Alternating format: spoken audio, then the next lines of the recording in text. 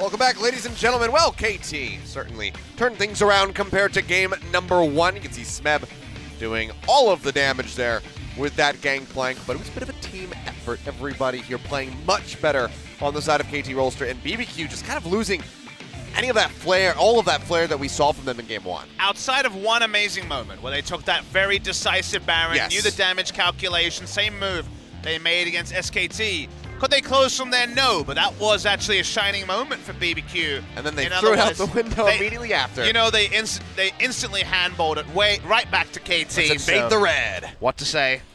Red buff was invaded, their deaths were inaugurated, and score rushes to bait. Yeah. We don't know yet, actually. We didn't get to see who was in the booth. You know, it's probably going to be score. It more than likely will be. He had a much better game this time around. Was proactive, helping to get that first blood. His attempt got bopped. I love the Rift Tower coming out of nowhere to start. This could have made it fun, but Score had his Mobies and his Duskblade. Then he rushed even before the Warrior Enchant to be everywhere on the map. And there were moments like this, where if you're crazy, you don't know you're dead until now. Hooray for invisibility. There's numerous times this happened to Crazy, as it turned out. Was always just a bit too far forward. Never knew where the Kha'Zix was, so he got punished over and over again. He was probably the biggest difference that we saw on this BBQ roster. Had a crazy good game 1, no pun intended, and just completely fell apart here in game number 2 with the same exact pick. KT largely give the performance you were expecting in game 1 outside of the Baron steal. And so now we're finally poised, as this best of 1 means a lot to both teams. KT Rolster, if they lose, they're really out of threat range from FLICKR. It's still possible, but very, very unlikely. They'll overtake in second. The score is on your screen, and thus we'll be playing. Seems like no subs at all, as we're seeing the coaches enter the booth. And if BBQ lose, they're not guaranteed to be in relegations, but just like KT, they lose out on a lot of their chances. So this is a very important best of 1. We're at NALCS final week here, a best of 1 for all the marbles. KT Rolster, they're going to have the momentum, but you never know with BBQ. All right, well, here we go. Back over to the blue side again. Massive win rate so far in the spring split here in the LCK. BBQ, can they find that magic they had in game number 1? So far, they're starting off the draft the same way with the Rise ban. I think the pick ban magic should be returned to, but then I want to watch what KT do. Because if I am BBQ, I do the same 3 bans: Rise, Taliyah, Sion, first pick Azir. And then KT actually banned the Azir in the previous game. We'll see what happens here, as they left open a lot to make this happen. Galio will also be considered by both teams, so we'll see what happens as the draft goes on. I don't think KT's going to ban any mid laners, so will we end up with Galio versus Azir in this matchup? Self-banning the Olaf here, it would seem, for KT. And a Gangplank ban on the blue side as well, so there's some adjustments. There are mid laners that have shucked through. GP was a second round ban there by BBQ the first time out, and Galio will be taken away by KT. But if you're BBQ, do you take away the Azir or the Taliyah? Because it almost seems like that is locked on to be a mid lane matchup, or do you disregard both and reach for a jungler? Sejuani could be taken, and then you just take the lower priority of the two. Okay. Speaking of taking a priority that wasn't one of the mid laners, they actually reach for the Camille, and you see Smeb a little bit frustrated. The Gangplank was able to answer him very well in the previous game, but now the Gangplank is banned. KT are going to get a very nice duo of picks, though, as they do end up prizing the Azir over the Taliyah. Important information for the future. Take away the Sejuani. Could just see the Ziggs come back out here for temp, perhaps, then, as it is still available. So could just go ahead, lock in something like the jungle and the mid lane, and leave that ADC in support for the last round again. Playing around with the idea of the Zac so far. Legacy pick for Trick hasn't necessarily been super successful this season, but seems to be what the team is calling for. Give me the Ivern. That would be the dream, but sadly, Ivern has become a never pick after that one single game. He can now retire 100% win rate on Ivern, so maybe his job is done. That's all I needed. But yeah, Zac gonna get locked in, so of course the Camille going back up into the top lane yet again here for Crazy. If you want a first round mid laner, you probably need it now, but there's also the argument to reach for an AD carry. See what the choice is here. I believe they don't take AD carry. See, KT take it as they just returned to Ziggs. All right. Very high priority on Ziggs. They're taking it over the Taliyah. They were never able to play around with the ultimatum in great spots. Okay, Smeb, we're going back to this again. Oh dear, the crowd actually sounds pretty unhappy about this Yeah, choice. this is a gamble.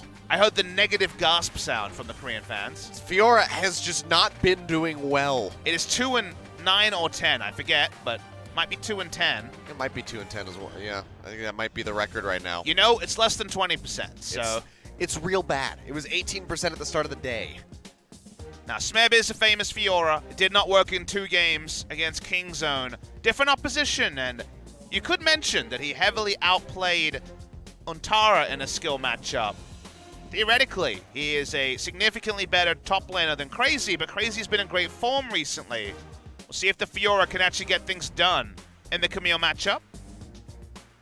Looking at the bans here, both teams looking for bot lanes. KT more focused on banning away the supports. BBQ, because they don't have first pick in the second round, have to ban away one of the Zyraca. Go ahead and get that one off the board. Final ban, where do they want to go? Varus could certainly be considered as a ban. That's been getting picked up here. Def just playing it in the last one. Thing about it's gonna be the Alistar, so another support band away. And the thing about Varus is that he is a bit, sitting duck to Elastic Slingshot and abilities like that when his Flash is on cooldown. But he is the strongest laner, so I think KT will take him. They do lap him up with the first pick. So what's happening in the bot lane? Again, outside chance we're going to see a Ziggs bot lane. Could happen. But seems unlikely given the matchup there with the Azir. And Tristana is something that has made it through the draft. We've been seeing this as a very big, very primary pick. But you do have to have your support counterpicked, and it's already a losing matchup into Varus, so there's always a cost. We do see Ziggs Tristana, again, that turret-destroying duo. But what support can you blind pick with massive lane presence? It's just going to be the Thresh, you would imagine. Thresh could be taken here. It'll be the strongest possible laning duo. They're considering just going for the blind pick Leona, respecting the fact that KT would jump on the Thresh if it was available. Long hover over this. We've seen the flashes of the Blitzcrank, but it seems like it's not going to happen here today. Leona will be locked in as the clock hits 0. KT, where does Mata want to go? I think Thresh makes a lot of sense in this particular game. Be it bringing back the Samsung White Thresh from Mata, but he's thinking about the Blitzcrank, Ooh, or at least going to hover it. Very interesting, but It is going to be the Thresh. I think it's a good pick. If they can get out of lane first, which you would normally think with Varus Thresh, double ranged.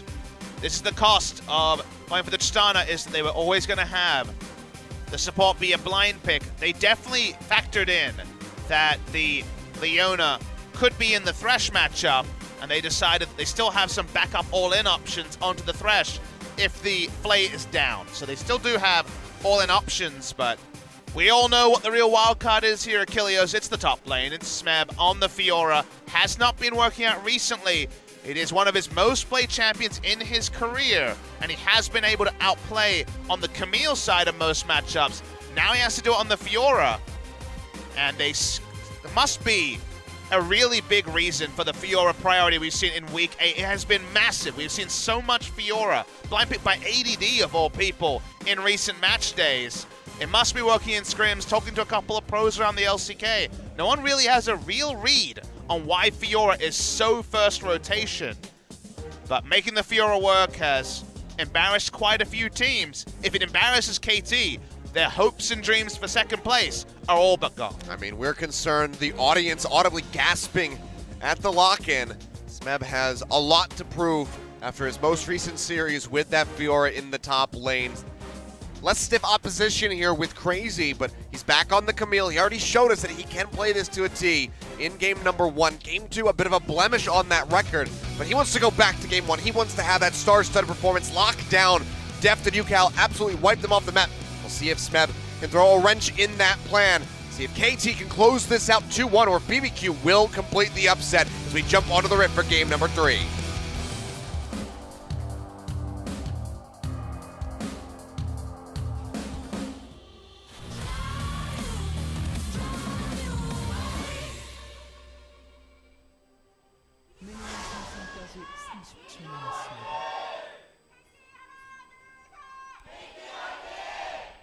Fans hanging in there. It seems like we might have a decently late night. Not super late. 10 minutes until the Not like you and Atlas found yourselves here at 12 till 12:30 or so just 2 days ago. Hey, look, 2 match days ago. 5 games is the new 4 games because we had so many 6-game nights recently that fans will be disappointed we don't get to fill it out with League of Legends.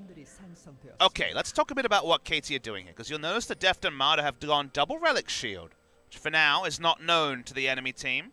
Does significantly hurt the laning phase. We've seen Deft do this before on the Varus, or specifically with Mada, kind of out of meta after the nerfs came through to the ranged healing. So you get a lot less value out of that. Does mean the first item is heavily accelerated for Mada. When I was watching Challenger, I was watching Griffin versus Damwon Gaming, which is first and second place in Challengers if you're not following. Griffin would go for a pretty similar idea where they would run both Tristana, there was Tristana both games, so they would run double Relic Shield and actually play around getting a very fast Zeke's Convergence. You would understand it on Rakan. They were doing it on Thresh. They were doing it on Alistar. I don't know if the same value is there because it's not an AD stacking build from the Varus, but the first item, whatever it is for Mada, will be heavily accelerated, and it's such a winning matchup going double range against Tristana Leona. They feel confident going for basically the equivalent of a GP10 build in the bot. Already Ignar taking a bit of damage there. Relic Shield charges will help top him back up though. But yeah, there you go. 2-8, so there's been 10 games total. 20% is not the best number. Smeb fancies himself in many skill matchups. This still should be Fiora favored, but we haven't seen the reward of that in recent memory. So Mada jump onto his famous Thresh, 47 games in his career. Very nice win rate on that one, but now score. Making a very swift arrival here to the top side of the map. Gets the Arctic Assault charge off, slows him up with the red buff, flashes in. They'll freeze them, they'll go in underneath the turret very aggressively, and they'll get first blood yet again. And that's one way to approach the matchup. Previously, we'd seen the Fiora not get any jungle assistance. Very, very early assistance. Smeb invests his flash to get onto the Vital. He doesn't get the first blood, but that is definitely a great start for the KT Rolster top laner. Yeah, flash for flash, going to be accelerating the pickup rate for something like that Warmogs for scores. We can stick around in the jungle even longer. Remember, that's also a first blood when Smeb had also gone GP10. So when it comes to early items, they do have 3 support items to start off on patch 8.4, given that we're still on that for today and tomorrow. Hold the point for a second. From Ghost. Let's get a bit of damage there. On patch 8.4, the Bandit is still there. So guys, if you're on the live service, do not go for support items on the top lane. You'll have a bad time, but on patch 8.4, for the hotfix on patch 8.5 as well, it was still Bandit, and that's why we see the Ancient Coin Star on Smeb. Very common on Gangplank as well. Yeah, it's been the breakout build, but yeah, it's going to be swept under the rug pretty soon as we get ready to shift patches here coming up. For now, though, Trick making this one nice and slow. Has just been sticking to the jungle. Hasn't even really been looking for any sort of ganks. Let's get a little bit beefy before he goes lunging headfirst into the lane. Look shot out there from Crazy. Gets a nice trade onto Smeb. Tactical sweep takes him low. Just no real way of diving underneath the turret. That's going to send Smeb back to base finally. But he's got the TP ready to go. Don't know if he has enough gold for Tiamat. Your first thought is no. So I'll have to inch together something. Just a Vampiric Scepter on first back. Notice that Mada is not using his own skin. There was an interview after he won his only Thresh game of the season on his own skin, mentioning that he had bad fortune on that skin when he played it usually. So it's moved away. Sad to see. We're talking about Easy Hoon and 2014 things, so yeah. 2014 skin would have been cool to see. 15 CS up and a double GP10 star is going to be a very accelerated gold for Mada in particular in the bot lane. I mean, we might be seeing a lot of 2014 things. Worlds is back here in Korea. SKT might not be there unless they get into form in summer. Plenty of time for that team to, mold the rookies that they have been struggling with at the moment. Only 90 gold lead for Mada at the moment. Not going to be a fast Targons for Def to further increase that gold generation, but I'm sure it's going to come in at some point. Because you have such weird back timings as Varus, where you very often can't complete the items you want, you're more likely to be priced into a Targons to help out your support with that gold generation. Boots 2 is the rush from Yukal, who doesn't want to get hit by any bouncing bombs at all. That nice extra bit of mobility. And scores back top lane, level 5. Crazy still doesn't have his flash. Smeb's trying to open up for an aggressive hookshot trade. Love for him to use that. Post comes in. Hookshot's been burned, but Crazy just dashes to the side. Had he gone forward, almost certainly would have been killed. So good decision making there. Always love the mind games with the hookshot. None more obviously than when Smeb outplayed Untara multiple times in the Camille versus Jax matchup, so he knows all about the Camille. Def continues to roam. So Def continues to hold the lane as Marta was going for a bit of a vision roam and already has his boots of mobility. It's going to be very difficult for BBQ to break through the bot lane, but we mentioned it in earlier series during Pick Ban. Tristana Ziggs is an amazing siege duo with the explosive charge and the satchel charge. And if they can actually get Crazy the ability to at least split lane against Fiora, and they have a lot of options in the siege. KT have very strong team fighting as a 4 and then a Fiora, and this is a approach they took against Kingzone as well. But this time the Fiora is accelerated. She still looms throughout the game, kind of regardless of how many items she gets as the biggest wild card, because getting the most out of Fiora has eluded some of our best teams. But KT's 4 is very powerful. So on paper, if they don't give away a Baron like they did in game number 2, they should be in a very comfortable spot in the 4v4. Well, things going to be nice and tight knit there in the top side of the map. For now, Smeb going to have a nice little lead off the backside of the assist. Teamet completed, has that Vamp Scepter as well for that added little bit of sustain. And just for the hell of it, why not throw in the refillable potion and the biscuits that he's been picking up as well. So he's in a good spot to stick around for a while, it would seem. Trick now, looking for a gank, jumps in, but it's not this time. Has the Lantern ready to go from Mata, good prep. Yeah. Ghost, a decent back timing and some lane control that obviously has been largely absent because of the matchup. Leona can walk up and sieges and ult one of Deft or Yukal, and theoretically that can draw some pressure away. Hard to lock down the Azir, but something you can do. He's very relatively far behind in the laning phase, desperately wants to get a good back timing, but short of his jungler coming to help, that's going to be difficult. Smeb just pushing in, getting some added little bit of vision. Takes away that blasting cone as well. He's going to be in a very comfortable spot. TP out from Crazy just to rejoin the lane. He's got the Sheen pickup and a cloth armor. Likely looking for something like the Ninja Tabby. Sheen usually is about the burst trades. He does gone for the Q max, so the Precision Protocol max. Potentially be strong, but usually you want your jungler to assist when you're going for the burst trades. Because Smeb already has the Vamp Scepter, so it's very, very difficult for Crazy to have a health lead in this lane.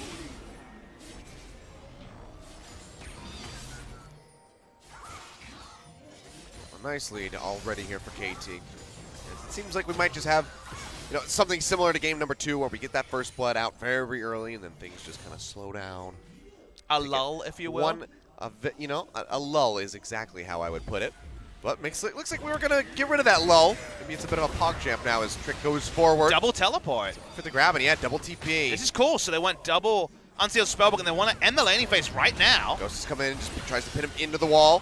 Goes on the challenge. That's going to be the Solar Flare. He gets locked up by the Zenith Blade, gets the riposte off, tries to get a little bit of healing. Flashes to the side. Oh, does he? The grab comes in, they pull him back, and Ghost will be able to snatch up the kill. Trick jumps away with the kidnap, doesn't find anything, just wants to create some distance, and Smeb's like, well, I did everything I could. Almost a legendary escape, but look, there's low members, and Yukal's here as well. Goes in, forces the flash away from Ghost. Another grab comes through, Yukal maybe looking for the play. Dream a shuffle, ready to go. Crazy gets the stun, and they're going to re-engage. Ultimatum comes down, he pushes him out. Yukal stays alive, dodges out on that Mega in front of him, takes a Dark Passage over to the side, gets back underneath the turret, and he will stay alive here for the moment, but manages to take out Trick. So BBQ feeling feisty, they go back in, they lose one of their own, and now Def down in the bottom side of the map. He's going to be knocking down this turret for first brick. I really love the approach that BBQ took because they got out of a bad laning phase and tried to make something in the top lane They should have been further punished. They might still be. LTD's coming through now. UCal goes back in for it. Mata gets the play, drops the box. Ignar, one more hit will do it. UCal comes up with a kill and now Tempt has to flash, but the hook comes right back through. He cleanses it off, but it's a bit too late. He's going to get punished as Smeb rejoins, as I got taken down very early in the last fight, but I'm going to finish it this time. Finishes off the Ziggs. KT surge forward with a lead. Mata takes them back to school with the flay. Oh, baby, bringing back the clock all the way to 2014. Should have kept his skin. Could have happened, but didn't want to go for any potential curse. Really nice stuff from the side of KT. It should have been more at the start, as actually UCal messed up his Q, and I wasn't able to gap close as much as he wanted to. Here's the replay, though. Thank you. Gonna interrupt. Rocket jump. Ignar also. The fact that he got both of them there was beautiful to see, and then he hit the death sentence, because of course you do when you make such a big flay play. Mata's Thresh is legendary for a reason, and now BBQ used their one trick, which was the double Unsealed Spellbook double teleport, and have it heavily turned against them. I thought it was a Zac player. You shut up. Well, it did turn into a PogChamp moment, so I'm glad that we got out of our lull. A nice little turnaround there in KT. Whew. Coming back from that is going to be pretty arduous if you're BBQ. Especially because UCal casually has a Nationals tooth finished and boots 2 at 12 minutes. Yeah. He's a scary little Azir there. Drake going to get taken down here. The latest Drake priority we've seen from KT so far in this series.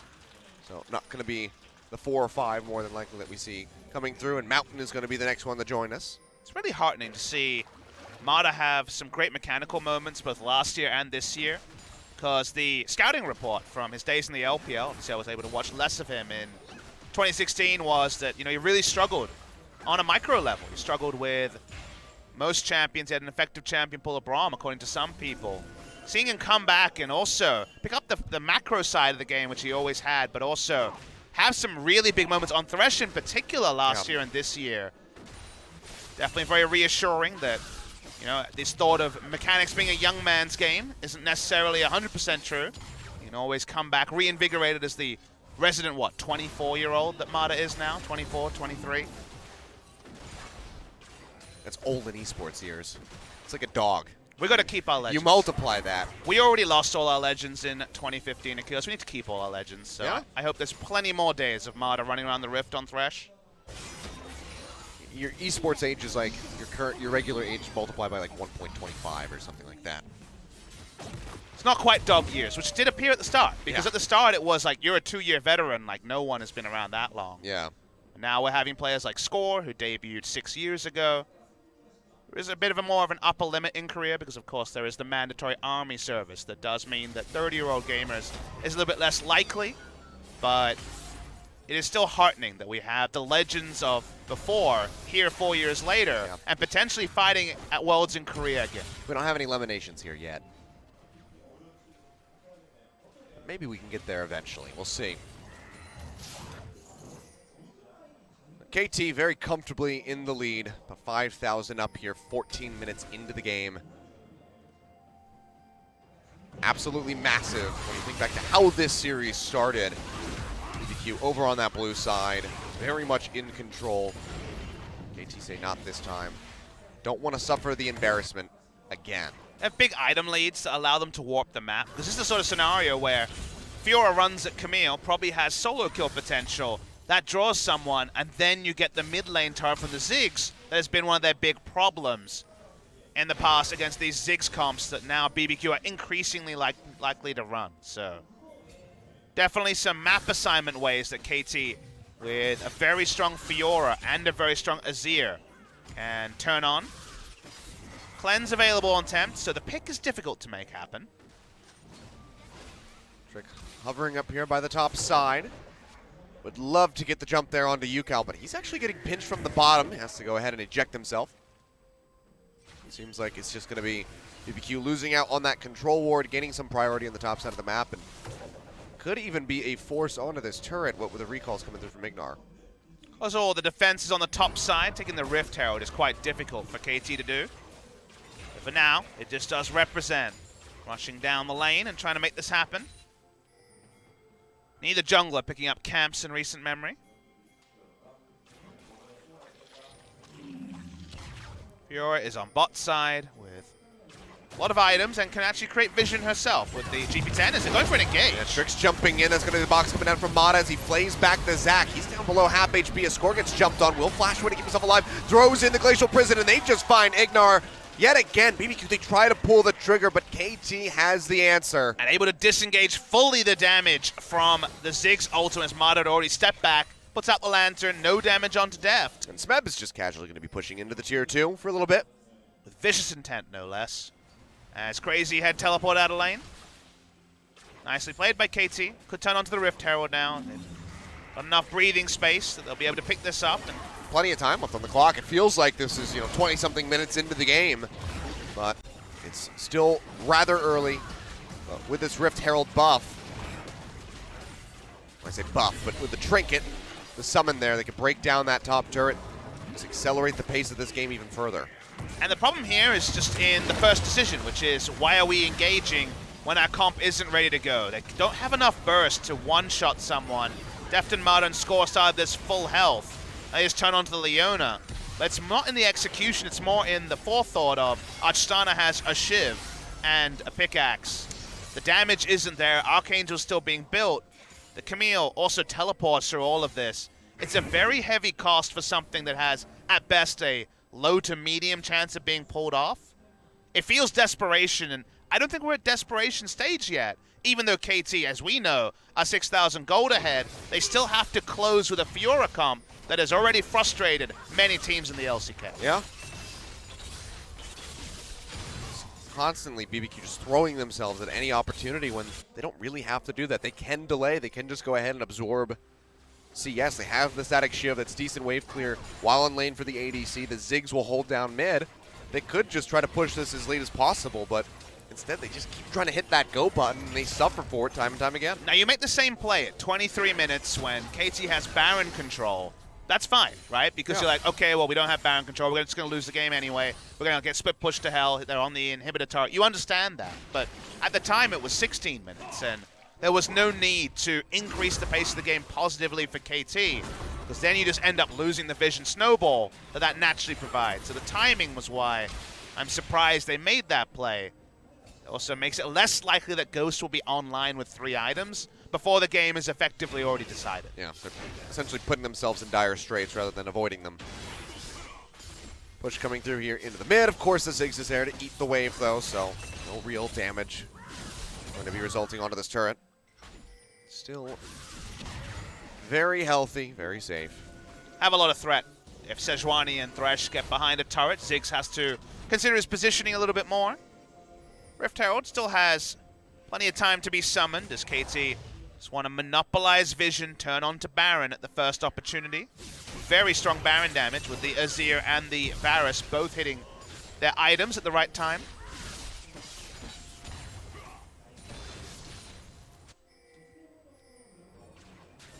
BBQ, this is kind of the awkward spot where they can't really afford to lose mid or top lane turret. Yeah. Because the Baron threat is so immense. They have great turn off Baron as well. Could just be time for the Rift Herald here. Score. Can't use it because it would definitely be interrupted by Ignar. Yeah. Clears out the vision, so would be a bit safer, but honestly, why not just save it for a tier 2? Exactly. Get Or that mid much lane. more mileage out of it. Yeah. Or, yeah, use that to just break through the Ziggs. Very well could be. It seems like that might be the play as all of KT starts pushing down towards that bottom side. Blue buff will be taken by Temp. No steal there from Score. Would have been a nice one, but can't get it. This is the sort of game Fiora thrives in. Top side is winning the 4v4. She has kill pressure on her opponent and can push in. No worry of being ganked. There's the interrupt. Yeah. Let's come down. Nicely done. Very nicely done. Ignar being the hero that BBQ needs as they try to hold on to the turret. Trick just flies in and say, hey.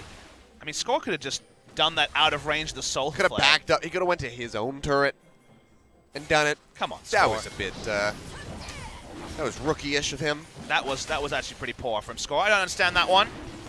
Literally the least committal interrupt ever from the Leona. Not even a long cooldown on the Solar Flare. Such an apathetic channel of the Rift Herald. The word we usually describe to those plays is lazy. He didn't think of all the variables before he pressed the 4 button and was justly punished. So KT lose out on one small advantage, but they have such a cascade of them that perhaps it's not going to matter too much. The 4 button, I bind that one to 7. Really? Yeah. Oh. I like having the buttons for potions and items and whatnot, so I just throw it all the way down there. I actually don't really have custom settings. I imagine a lot of people do. I see streamers that have the reverse minimap if they were into other MOBAs that had the minimap on the other side, and other little adjustments, but I'm pretty much stock standard except for binding the laugh and like joke and stuff like that. I think that's one of the only changes that I basically did. Just rotate that out. Still, you know, QWER, DNF. BBQ, right now, kind of the victory in the immediate point is keeping up mid lane turret and not allowing control wards to tick on the Baron. That's kind of the best case scenario for this uber delay comp they've once again found themselves in after a couple of mistakes early. Rolling through. Mada's job is to walk down the river, press the sweeper button and clear vision. That's really all he has to do. Control wards being stacked up on the Sejuani. Seems like Mada's going to refresh his. On the way to, I imagine, Locket, as Mada has not been one of our banner of command supports. He's all about fighting. Another man after my heart. Gotta love the aggression. When Mada is really feeling it, he just wants to keep going in, hook after hook. It always results in, you know, some of the best highlight Thresh plays that you can get in the LCK. I believe So there was I always welcome that with open arms. I believe there's always a stat that he puts down the most control wards of any support as well. His team doesn't always have the most control wards placed, but he individually does. Yeah, I would like to see his average, like, percentage of total gold spent on control wards in each game. I mean, he has those 2014 inclinations of his old, I've got 15 pink wards, let's go with.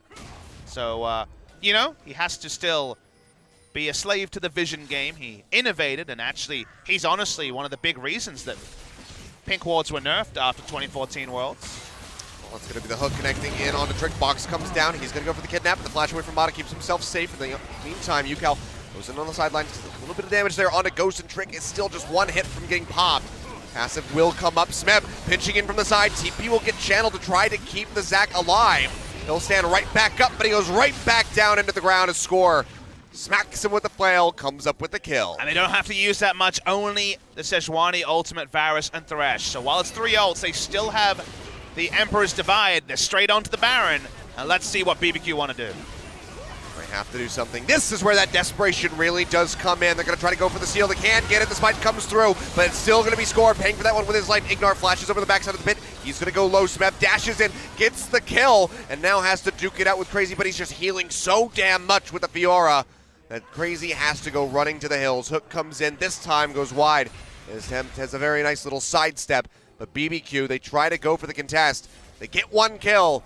They lose so much in the end. 2-for-1 and Baron picked up by KT. Smeb isn't going to be able to chase down the Camille, but can just go back to the minion wave and lifesteal to full. I think that's where he was going in general, and Crazy just thought he was being chased.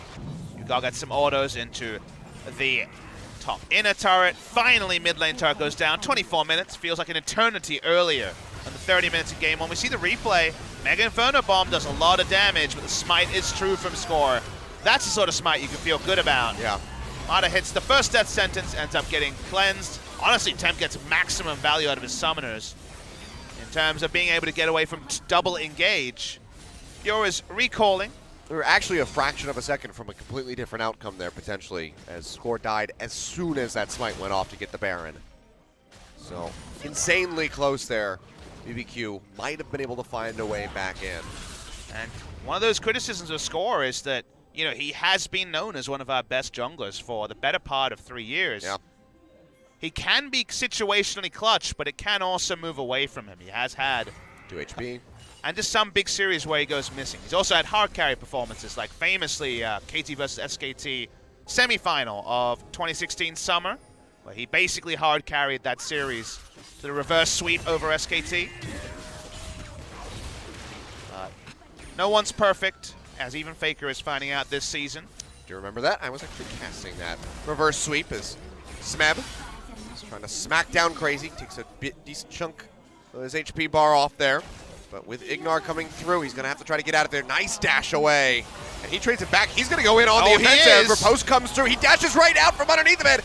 Again for the bomb, not going to hit. Now just turns in, looking for Ignar. He'll get locked up, still is going strong, almost kills 2, and in the meantime, he's distracting all the members of BBQ, all 3 people, down to the bottom side to try to deal with the Fiora, but Smeb doesn't give a damn. The rest of his team, they just take an inhibitor. And on screen, we finally see why teams love the Fiora. He didn't kill anyone, he killed BBQ by ensuring that 3 people wasted the better part of 40 seconds on him while there was Baron buff, and the rest of his team just rolls through, they take an inhibitor.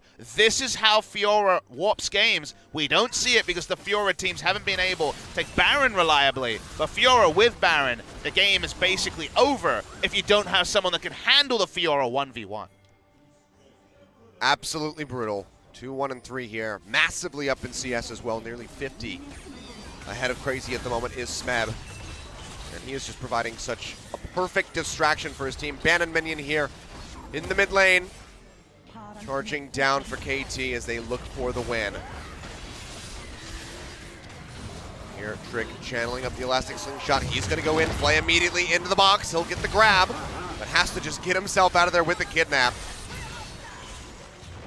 Goes to force to cleanse away as well. He has until spellbooks. That wasn't QSS. The Bannon's just there for the tanking right now as Smeb considers the turret dive. He's 2 levels above Crazy. Well, the Baron buff expires, but the damage has been done. Inhibitor exposed. That's going to go down. That's 2. Now looking for 3. KT. So very close to closing this one out. Now going to join Smeb down here on the bottom side, while the rest of the team threatens from above. Yukal is spotted. They do have 1 deep ward, but the gold lead on every lane is the big problem here. 4,000 on the carries. Trick tries again. It's probably a one-way mission. He jumps in. The hook comes down. They'll drag him right back through. Solar Flare not going to stun up anybody. Just going to get a couple slows. And with no passive, the Zac goes down almost immediately. Ignar as well. Rooted by the Chain of Corruption. He'll get taken low. Has to retreat back to the fountain. As several members of KT have been getting bullied. No one dying yet. They turn their sights in onto the Nexus turrets. 1 nearly going down. Yukal gets picked there for a second. Takes a little bit of damage from the satchel charge. Will go ahead. Work his way out of the base as they are content with opening up this 3rd and final inhibitor, but not claiming it. KT are leaving their options open, as Fiora can always teleport back in, but they don't need to hard commit. They can go back and spend their gold. The Winmore items are in. You can see there is a Guardian Angel onto the Varus as he goes on to go for his final purchases of the game.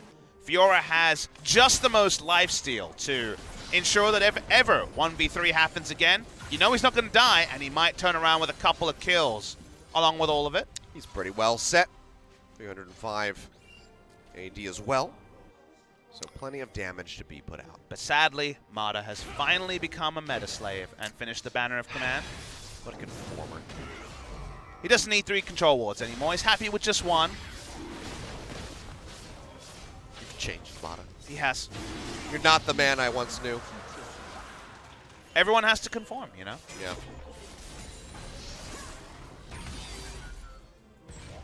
Well, that's just the way the cookie crumbles every now and then. KT just needs to roll down and take the 3rd inhibitor, and the waves will inevitably crash, and the game should end. Baron buff's not there, so at least Ziggs can halt some of the frustration of the side late waves pushing. But there's no turrets to defend outside of the Nexus turrets, and that's a big problem for the side of BBQ. Mata gets the check. Pretty sure at this point he is just welcoming Trick to jump in, because every single time he's got the Flay ready to go. Comes this time, there you go, Flay's back, but he's going to get caught by the Solar Flare, and Mata might actually get punished. Flashes away as he drops the box, but he's still going to go down, but he trades his life in for Ignar. A nice exchange as far as he's concerned, because his team, for the most part, still going to be alive. Yukal does die, but Smeb's here. He takes down Ghost. They'll jump in. They'll get rid of Tempt. Deft and Smeb, all the damage that KT could possibly need or want. We'll go ahead, claim the lives of everybody on the side of BBQ, and in 30 minutes, KT will complete game number 3. They'll take this series and they keep their hopes alive for 2nd place. They would have won at 4v5, but Smeb comes in. He wants the kills. He wants to guarantee the victory right then for the side of KT Rolster. They do overcome BBQ, but their game score gets worse, and we'll have to do some quick mental calculations during the interview to really understand how much of a chance KT has to come back if results go as expected. KT will play FLICKR in the final series. But before then, both teams have one series to go. And then finally, KT will play FLICKR, the final series, Sunday next week. Game score gets worse. The chances get lower. But KT Rolster still an outside chance of making it top 2. Harder fought than you would have expected because of that first game. But games 2 and 3, that was the KT that we were expecting coming into the series. A bit more of a breeze for them to take down 9th place BBQ, who also find themselves in a very sticky situation. Overcoming 2nd place would be a dream for them at this point. But now it's looking more and more likely that the BBQ Olivers will be going back into the promotion tournament yet again, with some of the toughest looking opposition we've had in a while. Definitely said things like that in the past, but you're right. There is the outside chance they can make it happen. Seems very unlikely that we will have a tiebreaker between FLICKR and KT. Results go as expected. KT Rolster will win the head-to-head if they beat FLICKR 2-0. And other results go as it's very complicated, but regardless, outside chance of FLICKR Freaks going down to 3rd, but right now they do hold full control largely of that 2nd spot. A lot of asterisks when it comes down to calculating this, and with the information we're trying to provide. But KT, they're still fighting. They're not giving up. They want to climb as high as humanly possible, and they haven't even felt the pressure to make changes so far in these series. Yukal, he turns around his 3-game loss streak, puts 2 wins on the board as he comes out swinging with the Azir there in games 2 and 3. So maybe the Vel'Koz something to avoid moving forward from now on. But see, the damage chart, Smeb very much was typically just in the 1v1, but still was just hammering crazy left and right. And then when it came down to the 3 people trying to collapse on him, he was ready to take him out as well. And that's honestly because there was some smart pathing to get him ahead in the early game. He hit his item spikes, he went to the side lane, and they also, unfortunately, BBQ made bad decisions in the 4v4 that got KT ahead everywhere. And Smeb's pretty good at closing out games when he can 1v3 repel and allow his team to take objectives to basically kill the game on the first Baron. So well executed by KT on the Fiora. Now goes 3-8 on the season. The MVP here, there was a couple of people putting up their hand, but why not Mada? He didn't go for the Samsung white skin, but it was vintage 2014 Mada. That was some sick thrash, and that's 600 points for the superstar support for KT Rolster. Yeah, everyone holding up their hand, but Mada's hand was just a little bit higher in the air, you'd have to say. Beautiful plays coming through, constantly denying Trick throughout this game. Wonderfully done, and vintage Mada, as you say, was certainly on display today. A lot of these start without Mada on the screen. He's speeding down the lane in this particular play. Saves Yukal. There's an extended fight going on. There was quite a few in the top side to watch. This was the one that did it for me. Flashes forward for the gap close. Surprises goes to Phil. He thought he had more time to use the rocket jump. Nope, he had no time at all. Getting the double flay. Hit the hook as well, and while Cleanse made it not quite as clutch, still guaranteed the fate for Tempton. Just some really clean stuff from him. This was good as well if you watch here. He zones the space, provides it, disengages from the Mega Inferno Bomb. He knows his angles, he knows his thrash, of course he does. KT Rolster, in the end, ends up being a comfortable victory, but again, the 2-1, I think was deserving for BBQ, who certainly were not leagues below KT in this best of 3. Yeah, again, really good game 1, but just kind of lost the groove. They lost the mojo there. As they went deeper into the series, things just unraveled very swiftly for BBQ. They just couldn't find that success. Mada ends up sacrificing his life here at the end, but it pays off 10 times over as they go ahead and finish off the series. And every time Ziggs came in, instantly disengaged with the Flay, one of the best abilities. The last Zac meta, we had the Thresh in meta as well. So cool to have it in meta, and KT Rolster do pick up the victory. All right, and with that, go ahead and round out the week here at OGN with our MVP interview. So we'll go ahead and toss over to Joel for the translation. Thank you very much, guys. This is Joel with your last interview of the week. And we're here with KT Rolster, who did look a little shaky after game 1, but they pick up the 2 wins straight after. We're going to see them pick up a 2-1 victory. We have an interview with the MVPs. 3 games for you guys. It was a struggle for you guys to get this win today. And Score is actually a first MVP of the season. That's kind of hard to believe. I wonder if there's an error in the system, but how do you feel? I mean, at the primitive stages of the season, I think I deservedly didn't get any MVPs, but right now I think it's when you kind of empty out your mind, when you just play for the team, that's when you start actually getting the individual recognition.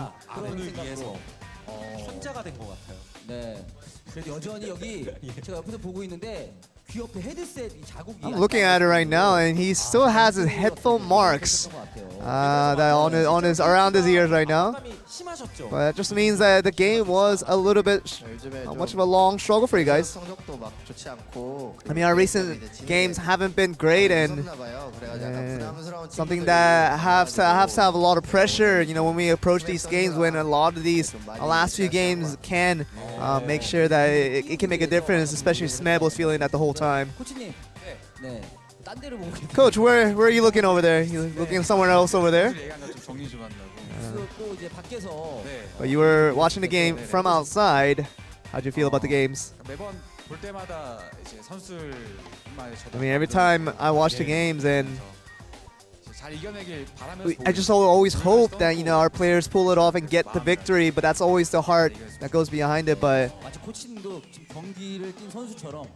of course, the coach is exhausted in his own ways, having to endure through all that. But Score, it wasn't really an easy series for you guys after losing out game 1. Any feedback when considering after losing the first one?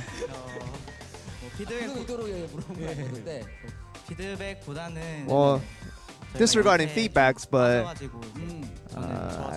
I think it was important for me individually to kind of overcome what went wrong in game 1 and to pull it back through in game 2, and it was really important to kind of keep my mental straight and just try to get to make sure that I'm helping out my teammates as much as I can.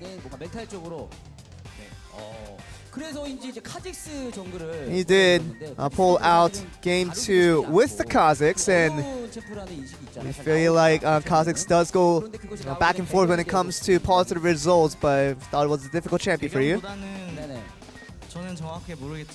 I don't know what to feel about this, but the coaching staff do have a lot of confidence in Kazakhs, and I think they really want me to play it as much as I can.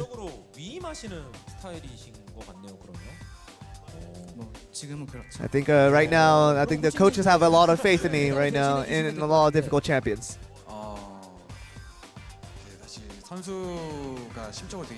You know, whenever players do have a little difficulty in the psychological things when it comes to playing certain champions, it was really important for the head coach to be straightforward with things, and it was easy to just say that, you know, if Score had a bad game, we can just trade him out and sub him out for a different player. But well, we always want to create a better environment for Score to do a better job in the next game, and taking care of that mentality for the players is a really important part that a coach takes. So, what do you feel? You know, of course, after losing out game 1, how'd you feel?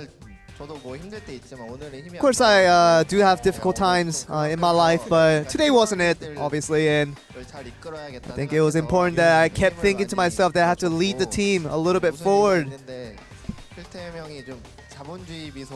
And I just saw, you know, Cloud Templar after game 1 giving me that weird smile after the game, and so I couldn't resist almost getting tilted off of that one, so it was important that I kept my mental straight on that one.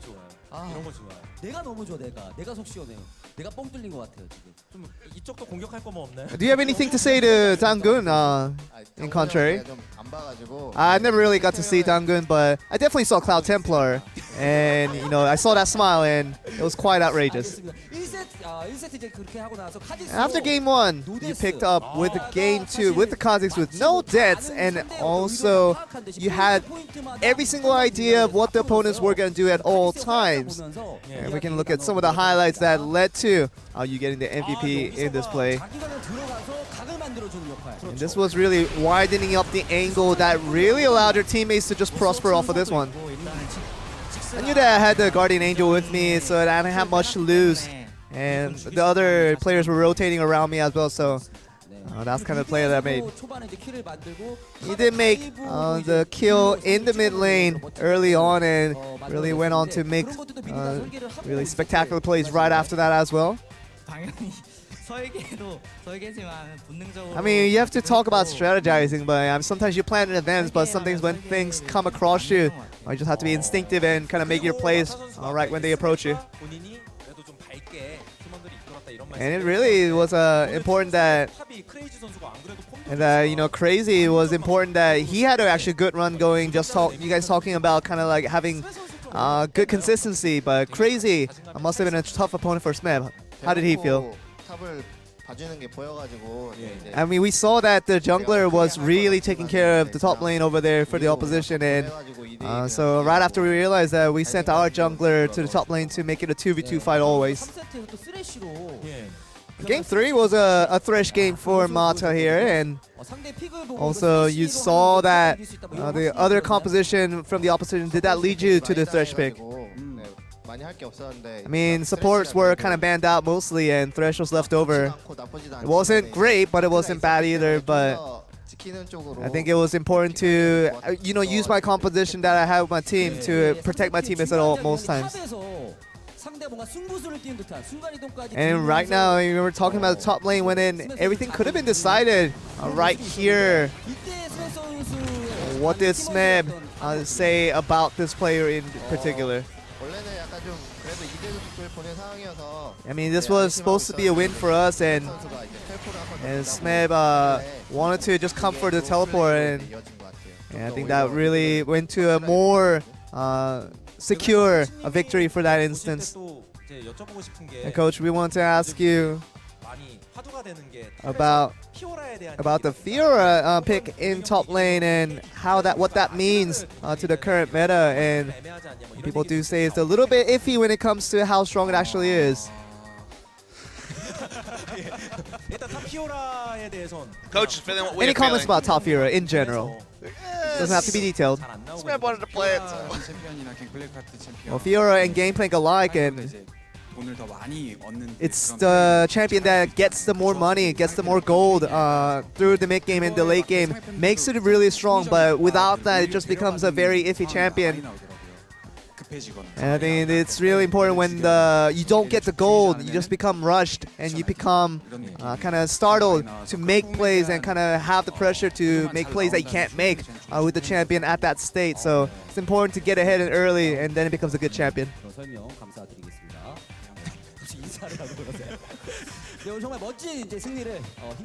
But you got a feel-good win for you guys, getting that 2-1 victory, and the top tier rankings haven't been decided. MVP and FLICKR are left in your schedule when it comes to picking out the last few points for the rest of the season. But anything you'd like to say? First of all, we do have 2 games left over, and for these 2 games, they are very important to us, and all these results do count towards the final standings. And we're going to try to make sure we get to the highest position in playoffs and try to get to as late as we can. So don't worry about us, and we'll do fine. Mata, anything you'd like to add on? I think its most important thing is about performance and not results. I think, if our performance isn't right and we even get to the playoffs, it doesn't matter because we won't perform as well. So we're going to be focused on the performance part and do better in that part. Coach, would you like to finish it up? Actually, I wanted to mention that Mata called me. Mata said I look like Tom Kench, and when I came on, isn't that a compliment though? I mean, he just seems I'm big. But anything you like to say, Coach? Let's not jump off subjects here. Yeah, as the players did say, it was important that our performances go up, and that's the top priority for us. And we're trying to just make sure our players can play to their full potential. And that really, a united KT is what we're reaching for here, and something that we want to show you guys as the fans. And that will be the two players and the Tom Kench coach for KT Rolster finishing up the interview, and we're going to throw it back to you guys for the rest of the interview. Thank you very much, Joel. I like modest stance. He's saying, we kind of have that chance basically to get to the second place, but we're more concerned with improving our performance so that regardless of where we start in the gauntlet, we can win. And that sounds like someone who now realizes the chances of him actually being second place are quite remote, Achilles. Yes. I went and did the math, and basically the gist of it is, if BBQ do not defeat Afrika Freaks next week, and that is Afrika's first opposition next week, then there is no way for KT, even if they 2-0 both Afrika Freaks on the final day and their opposition before that, which is MVP, there's no way for them to hit second because of game scores. Yeah. So unfortunately, KT Rolster are more likely to finish fourth than they are to finish in second place, and that is worrying for them. KSV can move to 10 match wins, 1 series behind KT if they win tomorrow, but more and more we're looking like this is likely to be the top 4. The 5th spot, that one is up for grabs. Yeah, that's where things are really shaken up, but yeah, having to put your faith in the team that you just defeated, never going to be a very good feeling. As we'll go ahead and take a look at the week to come, starting up next week, but some good games over at the other studio in Gangnam tomorrow that people are definitely going to want to check out. I mean, the first series at least is good games. World Finals rematch for KSV versus SKT, and it means a lot for both teams. SKT lose there, and suddenly the mathematics are looking fuzzy, Achilles, on them actually making playoffs. There is a Sunday match day, but there is only 6 match days left after today.